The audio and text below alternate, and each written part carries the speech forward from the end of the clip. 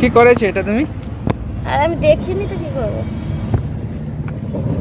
এত কাজ ছিয়ে দিয়েছো, জামা কাপড়টাও কিছু হয়েছে, ফেটেছে নাকি না ফেটেনি? আর আমি কোনো শুটের আমি চেক করিনি। কি অবস্থা, আস্তে আস্তে একদম ধীরে ধীরে এই ছিঁড়ে গেল।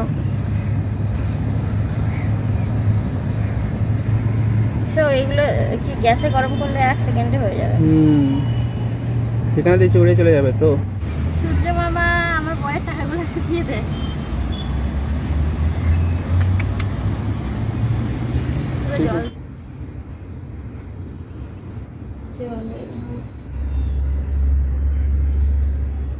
গ্যাসে সবাই রান্না করে আর আমরা কি করছি, টাকা শুকাচ্ছি।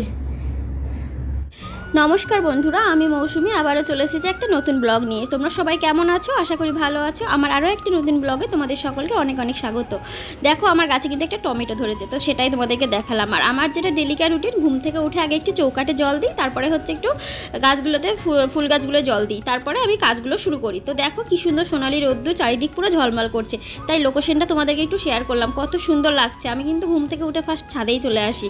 আমি বাড়িতে থাকতেও কিন্তু এটাই করতাম। আমার ছাদে উঠে দাঁড়াতে সকালবেলা বেশ ভালো লাগে, গায়ে হালকা রোদ লাগে, এটাই তো আমি আগে ঘরটা ঝাড়ু দিয়ে নিয়েছি, বিছানাটা তুলে, তারপর এখন আমি আগে বাসনগুলো নামিয়ে রেখে মাছটা আগে ধুয়ে নিচ্ছি। বর মাছ নিয়ে এসেছে দোকান থেকে। অন্যদিন একটু লেটে গেলে কিন্তু মাছ পায় না, আজকে একটু তাড়াতাড়ি গেছিলে বলে মাছটা পেয়েছে। আর এখানে কিন্তু একটা জিনিস ভালো, মাছগুলো যেহেতু কেটে দেয় তাই বেশি অসুবিধা হয় না ধুতে, তাড়াতাড়ি ধোয়া হয়ে যায়। তাই ভাবলাম মাছটা আগে ধুয়ে নিই, তারপরে বাসনগুলো ধুয়ে নেবো একে একে। আর তারপরে কিছু জামা কাপড়ও কাচার আছে, আমার 2-1টা জামা কাপড় ভিজিয়ে রেখেছি আমার এবং বরের, তো সেগুলো আমাকে কাচতে হবে। তো তার জন্য একটু তাড়াহুড়ো করছি। জামা কাপড় কাচার যেদিন থাকে সেদিন অনেক কাজ মনে হয়, আর অনেক ঝামেলাও আর কি মনে হয়। আর রান্না বলতে রাতের ভাত আছে, তো সেরকম ঝামেলা নেই রান্নার। একটুখানি মাছের একটা কিছু সবজি করে নেবো, দিয়ে আর কি দুপুরে এই ভাতটাই খাওয়া হবে আজকে। তো মাছগুলো আগে ধুয়ে নিচ্ছি, তারপর বাসনগুলো ধুয়েবো। মাছটা কিন্তু নুন হলুদটা আগে মাখিয়ে রাখতে হয়, না হলে আবার কিন্তু কেমন একটা হয়ে যায় না, সাদা সাদা হয়ে যায়, দেখতে বাজে লাগে। তো যাই হোক, এখন হচ্ছে আমি বাসনগুলো একে একে ধুয়ে নিচ্ছি। মাছটা ধুয়ে রেখে তারপরে হচ্ছে সবজিটা আগে বানিয়ে তারপর আমি সার্পোটা কাচতে যাব।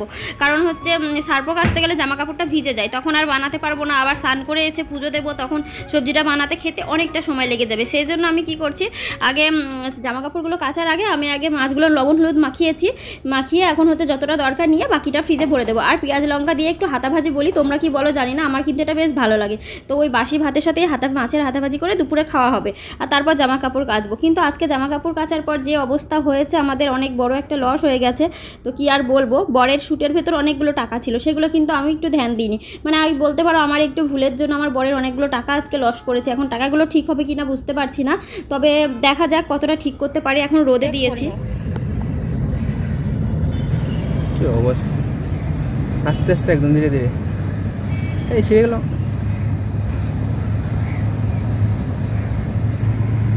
এইগুলো কি গ্যাসে গরম করলে 1 সেকেন্ডে হয়ে যাবে? এখানে দিয়ে উড়ে চলে যাবে তো। না না, ভিজা না, উঠবে না। আমি ভাবলাম একবার হাত ভরি, আজকে সকালে যে সুটটা খুলেছে ওইটাই ছিল। হ্যাঁ ওটাই তো ছিল না।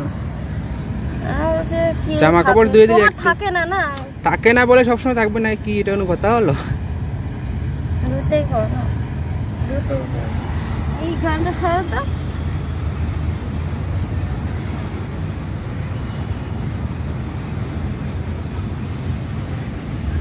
সূর্য মামা আমার বরের টাকাগুলো শুকিয়ে দেয়।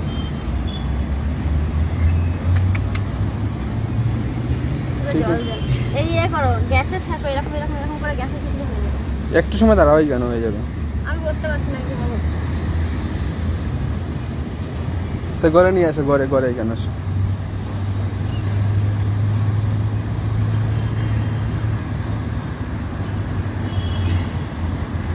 কামটা করলে কে তুমি এটা?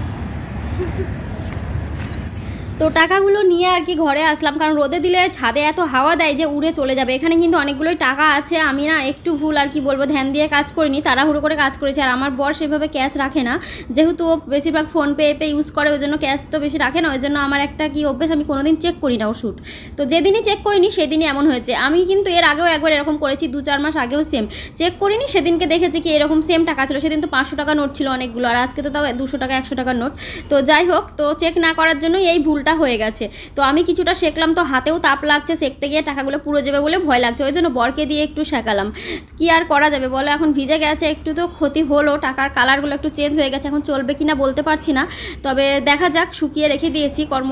এই জন্যই বলে যে ঘরের বউদের একটু দেখে শুনে কাজ করা উচিত। এমনিতে তো সব দোষ ঘরের বউদের উপর পড়ে, তার উপরে এরকম ভুল করলে তো একটু বেশিই পড়বে।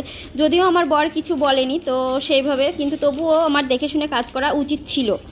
একটু লেট হলে কোনো জিনিসের ক্ষতি নেই, কিন্তু তুমি একটু তাড়াতাড়ি করলে সবসময় দেখবে বেশি ভুল বা ক্ষতি হয়ে যায়, সেটাই আমার হয়েছে, তাড়াহুড়ো করে কাজ করার জন্যই ওটা হয়েছে। তো যাই হোক, যেটা হয়ে গেছে সেটা নিয়ে তো কিছু করার নেই, এখন টাকাগুলো চললেই ভালোই আর কি। মানে আমি স্নানটা করে এসে গোপালের পুজোটা দিয়ে তারপরে আমি ভাতটা খেয়েছি, খেয়ে একটু রেস্ট করছি। ওই যে রাতের ভাত ছিল আর হাতে ভাজি ছিল, সেটা দিয়েই বাকি ভাতটা খেয়ে একটু রেস্ট করছি। আর বরবাবু হঠাৎ বলছে, এই যে একটা স্যুট কেচেছো তুমি, সেই স্যুটটার মধ্যে কিন্তু টাকা ছিল, তুমি কি দেখেছো? আমি বলছি না তো। এই যে বলে তাড়াহুড়ো করে উঠে গিয়ে দেখছি এই অবস্থা। তারপরে ওই একে একে বের করে সব অর্ধেকটা রোদে শুকালাম, অর্ধেকটা গ্যাসের মধ্যে শুকালাম।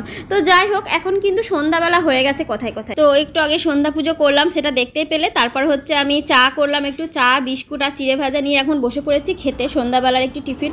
দুপুরবেলা কিন্তু আর আমি ক্যামেরাটা অন করিনি তখন, কারণ হচ্ছে ওই যে টাকাগুলো ভিজে গেছিলো, সেটা নিয়ে একটু মুড আপ ছিল, সেই জন্য আর ভালো লাগে না আর কি ক্যামেরা অন করতে, ওগুলো শুকাতেই ব্যস্ত হয়ে পড়েছিলাম। তারপরেই দেখছি সন্ধ্যা লেগে গেলো। এখন তো ছোটো দিনের বেলা, তাই তাড়াতাড়ি সন্ধ্যা হয়ে যায়, সবাই জানো।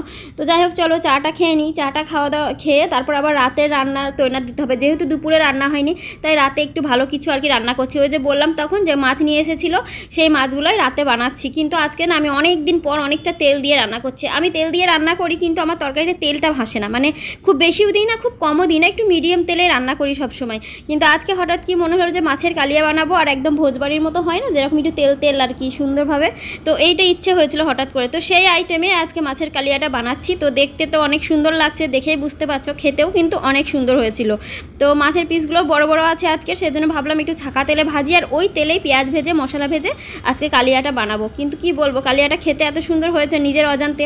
আমি এই সময় মায়ের সাথে ফোনে কথা বলছিলাম, তো ফোনে কথা বলতে বলতে রান্নাটা করেছিলাম, হয়তো মায়ের আশীর্বাদ লেগে গেছে আর কি বলতে পারো, কারণ না হলে না কথায় কথায় তরকারিটা রান্না করেছি, খুব সুন্দর হয়েছে। এদিকে দেখো রান্না বান্না পুরো কমপ্লিট। তারপর রাতে ডিনারটা তাড়াতাড়ি সেরে নিচ্ছি, যেহেতু দুপুরবেলা বাসি ভাত খেয়েছি, তাই আর কি সন্ধ্যাবেলায় তাড়াতাড়ি খেয়ে নিচ্ছি। এখন কিন্তু 9টাও মনে হয় বাজেনি, যাই হোক আমার মনে নেই। তো খাওয়া দাওয়া করে আজকে আমি কোথাও লাইভেও যাইনি, লাইভ টাইভ না করে আজকে ভাবলাম আজকে একটু তাড়াতাড়ি ঘুমাবো রাতে। তো এখন প্রায় ফ্রেশ হয়ে একদম মুখের মধ্যে বুঝতেই পারছো পুরো অয়েলি স্কিন, মানে একদম ভিটামিন ই ক্যাপসুল মেখে একদম তেল তেল হয়ে বসে পড়েছি। তো এখন যাব হচ্ছে ঘুমাতে। তার আগে ভাবলাম ভিডিওটা এন্ড করে দিই, কারণ যেহেতু ভিডিওটা এখনও এন্ড করা হয়নি, তাই ক্যামেরাটা একটু অন করলাম ঘুমোতে যাওয়ার আগে। আর গালের মধ্যে দেখে মনে হচ্ছে যেন পুরো কাঁচের মতো স্কিন আর কি, ফোনের মধ্যে একটু বেশি গ্লো দিচ্ছে, আর ক্যাপসুল লাগিয়ে তো এমনি মুখটা একটু অয়েলি হয়ে যায়। তো আর আমরা এমনিতে একটু দেরিতেই ঘুমাই, কিন্তু আজকে একটু তাড়াতাড়ি ঘুমাচ্ছি ইচ্ছে করে, না ঘুমিয়ে না চোখের তলায় পুরো একদম দাগ পড়ে গেছে, কালি পড়ে যাচ্ছে, তাই জন্য একটু তাড়াতাড়ি ঘুমানোর চেষ্টা করছি। তো যাই হোক, চলো আজকের ভিডিওটা কেমন লাগলো তোমরা সবাই কমেন্টস করে জানিও, সবাই লাইক কমেন্ট শেয়ার করে দিও, সবাই ভালো থেকো সুস্থ থেকো, দেখা হচ্ছে পরের ব্লগে।